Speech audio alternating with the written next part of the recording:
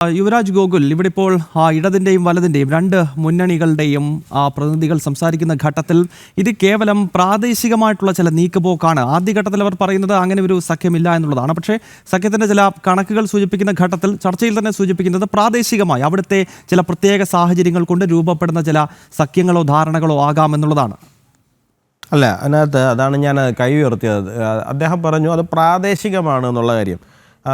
ഗൗതമേ, ഈ വോട്ട് എണ്ണിക്കൊണ്ടിരുന്ന ദിവസം ഉണ്ടല്ലോ മിനിങ്ങാന്ന്, ആ ദിവസം ഒരു BJP ഒരു 40-43 ആ റേഞ്ചിലൊക്കെ നിൽക്കുന്ന സമയത്ത് തിരുവനന്തപുരം കോർപ്പറേഷനിൽ KPCCയുടെ സംസ്ഥാന പ്രസിഡൻ്റായിട്ടുള്ള ശ്രീ സണ്ണി അദ്ദേഹത്തിനോട് നമ്മുടെ മാധ്യമങ്ങളെല്ലാം കൂടി വളഞ്ഞു നിർത്തുന്ന സമയത്ത് KPCC അധ്യക്ഷനോട് ചോദിക്കുന്നുണ്ട്, തിരുവനന്തപുരം കോർപ്പറേഷനിൽ BJP ഏറ്റവും വലിയ ഒറ്റക്കക്ഷിയായി മാറുകയാണ്, അവരെ അവിടെ നിന്ന് മാറ്റി നിർത്തുവാൻ വേണ്ടിയിട്ട് നിങ്ങൾ ഇടതുമുന്നണിയുമായി കൈകോർക്കാൻ തയ്യാറാകുമോ എന്നാണ്.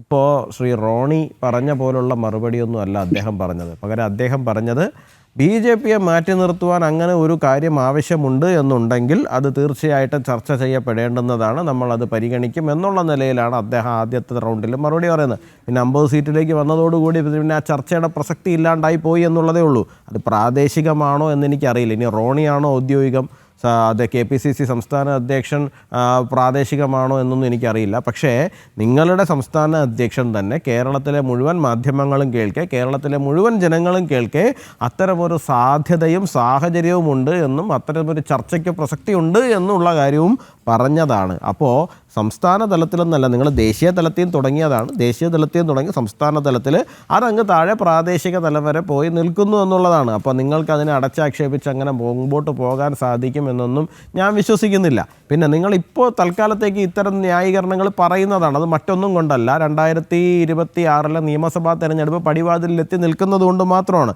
കാരണം അതുവരേക്കും ഇപ്പോൾ നിങ്ങളിപ്പോൾ ഇടതുപക്ഷത്തോട് കൈകോർക്കാൻ പോയി കഴിഞ്ഞാൽ നിങ്ങൾ തിരുവനന്തപുരം നഗരസഭയ്ക്കകത്താകട്ടെ അല്ലെങ്കിൽ മറ്റുള്ള സ്ഥലങ്ങളിലാകട്ടെ, തൃപ്പൂണിത്തുറയിലാകട്ടെ, ഇടതുപക്ഷത്തിനെതിരെ പറഞ്ഞിരുന്ന മുഴുവൻ കാര്യങ്ങളും മറന്നുകൊണ്ട് അവരെ ചേർത്ത് പിടിക്കുന്ന ഒരു നടപടിയായി പോകുമെന്നും ആ നിയമസഭാ തെരഞ്ഞെടുപ്പിലേക്ക് പോകുന്ന സമയത്ത് രാഷ്ട്രീയമായിട്ട് നിങ്ങൾക്ക് തിരിച്ചടിയാകുമെന്നും നിങ്ങൾക്കറിയാവുന്നത് കൊണ്ടാണ് നിങ്ങൾ നിലവിൽ ഇത് പറയുന്നത്. പക്ഷേ 2026 നിയമസഭാ തെരഞ്ഞെടുപ്പ് കഴിയുന്ന സമയത്ത് നിങ്ങൾക്ക് ഇത് തന്നെ ആയിക്കൊള്ളണമെന്നില്ല നിലപാട്. അതാണ് ഞാൻ കുറച്ച് നേരത്തെ പറഞ്ഞത്.